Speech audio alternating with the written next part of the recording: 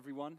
For those of you that don't know me so well, I'm Dan Mikulskis, and you've got me for 5 minutes on LDI. I'm really aiming to try and do two things over the next 5 minutes. One is sort of contextualize how we view LDI when we're looking at asset allocations, and that's really mainly for the benefit of those of you who don't represent LDI-focused houses. And the second thing is to talk a little bit about how we see the evolution of LDI over the last 12 years, where it is today, and what we see in the future. Now, of course, LDI has been a pretty core specialism of the firm since it was founded in 2006. And on top of that, of course, many of us have been fortunate enough to be involved in LDI a long time before that. This is an article that Dawid wrote back in 2003. So it's really been a core part of our DNA for a decade or more. But of course, now we're much sort of broader and bigger than that, I guess, as evidenced by so many people in the room. But I guess the fact that it's been so core to us has led to a few sort of preconceptions and myths, I guess, which are not always that helpful. So I'm going to try and maybe debunk a few of those as we go along. You can't really give a presentation on LDI without showing this chart, which I'm sure you'll all be familiar with. The sort of falling real yield over the last 12 years is, of course, a big theme in UK pensions generally. But I show this to sort of make the point that that's been a really big sort of behavioral, psychological influence around LDI. And of course, it's acted both for and against adoption.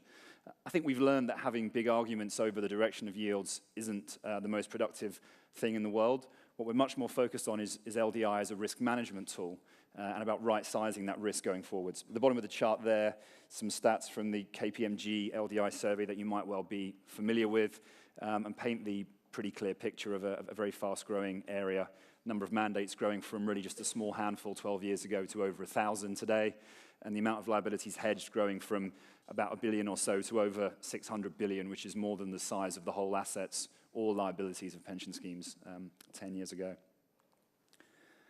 So how do we approach LDI? Well, as Pete said, we think very much in terms of the LDI hub as being the starting point for our asset allocations. And what do we mean by that? Well, we mean an LDI manager whose job it is to fulfill the interest rate and inflation hedging goals of our clients.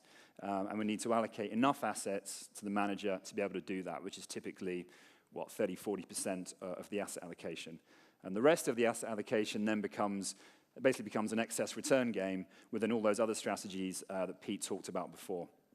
And that's really where I come to the first of those sort of two myths that I talked about. And of course, we love LDI. We're big advocates of LDI, but we're not the guys who want to stuff every pension scheme we see full of gilts and get rid of all other asset classes.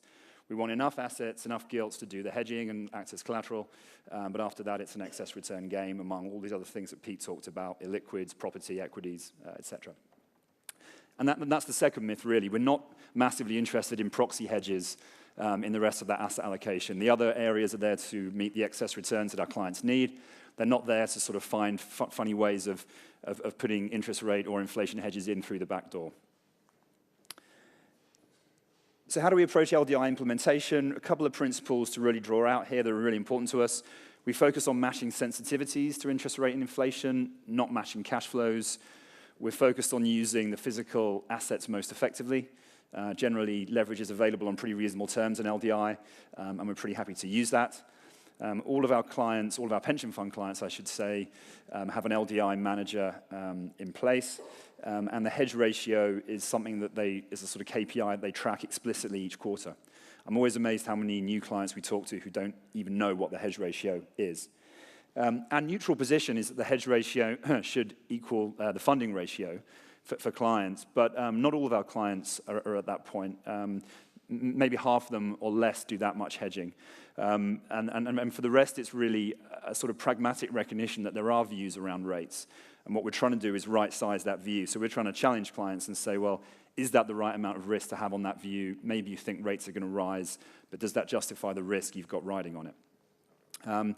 To us, as I've already said, LDI really is a risk management tool.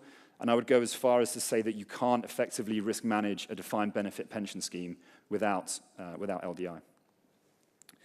So just to wrap up there on the future for LDI, to state the obvious, we still think it's going to be a core theme.